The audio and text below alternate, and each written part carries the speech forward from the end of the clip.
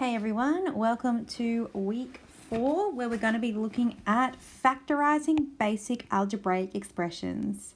We're going to start with a warm-up where I want you to expand and simplify these two binomial expressions here. And don't forget, this one here is a difference of perfect squares.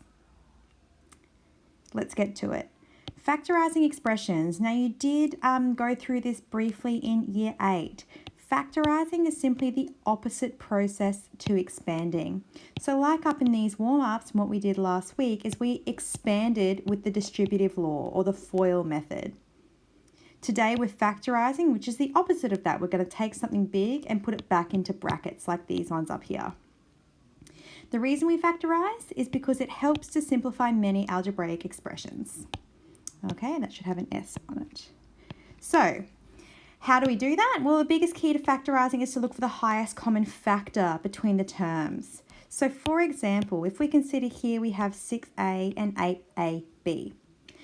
The 6 and the 8 have a highest common factor of 2, and the letter terms a and ab have a factor of a.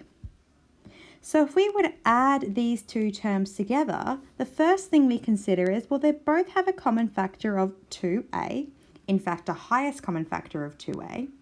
And then what I consider is I say, okay, well, what's 6a divided by 2a?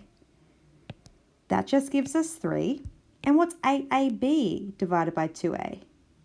That gives us 4b.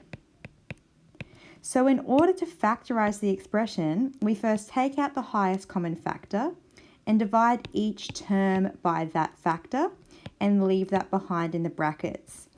Now if you were to work backwards from that and expand that out, you would end up with the original expression. Similarly, if we look down here, if we have 3x squared and 15y, the highest common factor of those numbers is 3. And of the letters is x. So if I was to say subtract 3x squared or 15xy from 3x squared, I would take the highest common factor out the front, divide 3x squared by 3x, so I'm left with x. I translate over whatever operation I have in the middle. So up here it was a plus, down here it's a minus, and then I think, okay, what's 15xy divided by 3x? And guys, if you need to at any point, obviously go off to the side and do that operation if you can't do it in your head. So I can see that cancels there, those x's cancel, so I'm left with a 5y there. And a really great way, just like above, to check this in an exam to make sure you got it right is to just expand it again to double check. So let's move into some examples. Now we have 2 examples that are very similar to what I just did, and then 2 examples that look a bit trickier. So let's have a look at A. We have 40 minus 16b. Now sometimes it's not always easy to identify the highest common factor. So in this situation, I might just say to myself, okay, well I can see they're both divisible by 4. So let's just bring the 4 out the front. 40 divided by 4 is 10. Bring that minus down, 16 divided by 4 is 4.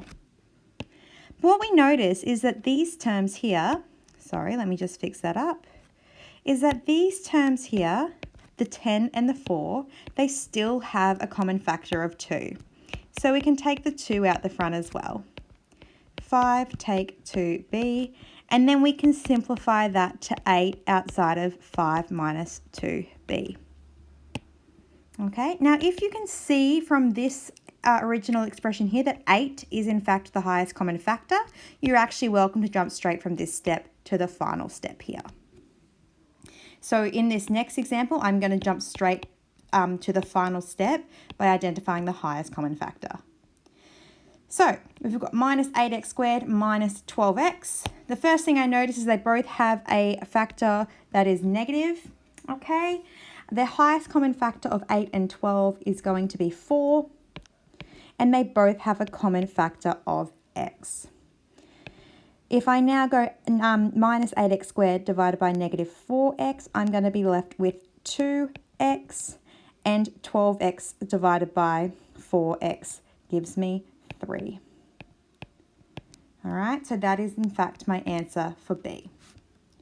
Now remember, it takes a lot of practice to be able to read what the highest common factor is straight away. So always feel free to work it through and figure it out just step by step. What we have over here now for question C is something a little bit different.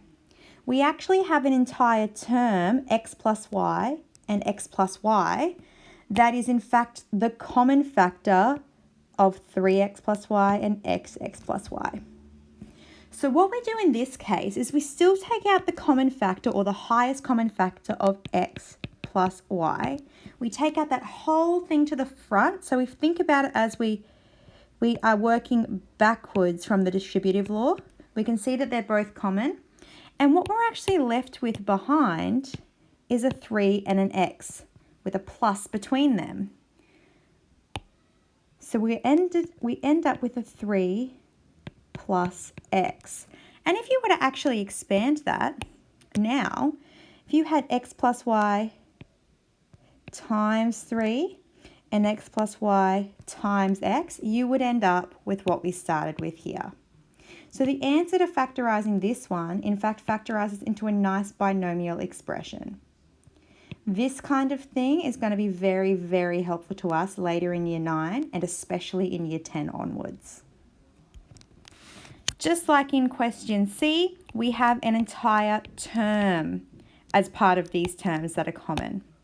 But when I have a bracket on its own, I need to remember I have like an imaginary 1 out the front there. So I can see that the common factor, just like the previous one, is in fact the bracket or the bracketed term. 7 minus 2x here and 7 minus 2x here. So I'm going to take that out the front. 7 minus 2x. And again, I have some leftover terms. I have a 1 left over and a minus x left over. And that's how we would factorise those terms in C and D. Now this one's a little bit tricky, so take your time with exercise 8C. When you're having a go at questions 3, 4, 5 and 6, this is increasing in difficulty. Okay, I just want you to have a go at just 3 of each type of those problems. If you find that 6 is too challenging, that's okay. Just head back and do a few more of 3, 4 and 5. You also should have a go at question 7D and question 8 if you're feeling up to it after completing question 6. And if you're finding this quite easy and you're really identifying these highest common factors really well, then give question 11